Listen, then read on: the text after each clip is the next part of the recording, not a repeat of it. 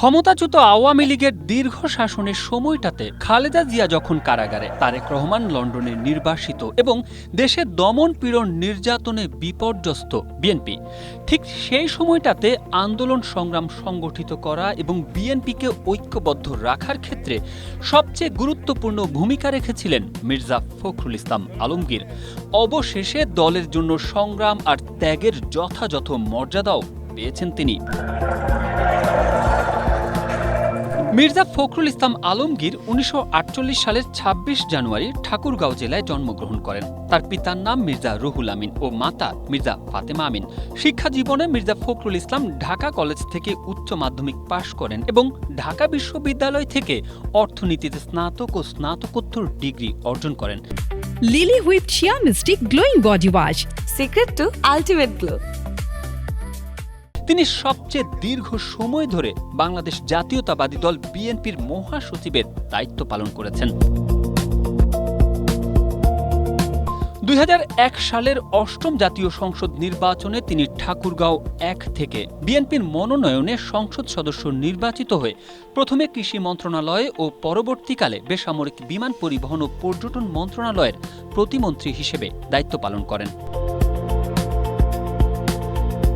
এর আগে ১৯৭২ সালে বিসিএস পরীক্ষায় উত্তীর্ণ হয়ে শিক্ষা ক্যাডারে ঢাকা কলেজে অর্থনীতি বিভাগে শিক্ষকতা পেশায় যোগদান করেন। পরবর্তী সময়ে বেশ কয়েকটি সরকারি কলেজে অধ্যাপনা করেছিলেন। ঢাকা বিশ্ববিদ্যালয়ের সক্রিয় ছাত্র রাজনীতির সাথে জড়িত থাকলেও পরবর্তীতে শিক্ষকতা করছিলেন মির্জা ফখরুল। তবে ১৯৮৬ সালে পৌরসভার নির্বাচনকে সামনে রেখে মির্জা ফখরুল তার শিক্ষকতা পেশা থেকে অব্যাহতি নেন এবং সক্রিয়ভাবে রাজনীতিতে প্রবেশ করেন।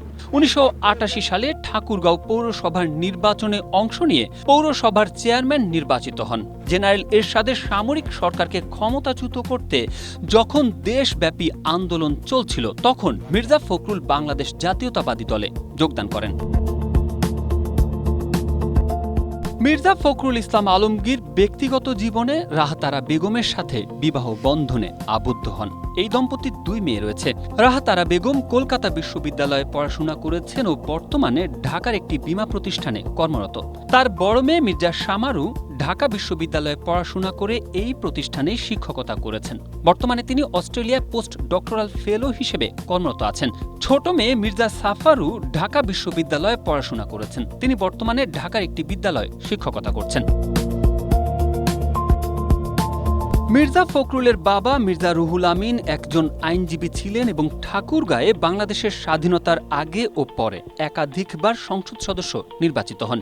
স্বাধীন বাংলাদেশে মির্জা রুহুল আমিন বিএনপির রাজনীতির সাথে যুক্ত ছিলেন। মির্জা ফখরুলের চাচা মির্জা গোলাম হাফিজ ছিলেন একজন বিএনপি নেতা, সাবেক মন্ত্রী ও জাতীয় সংসদের ৪র্থ speaker. Tarek Ahmed, Asia post.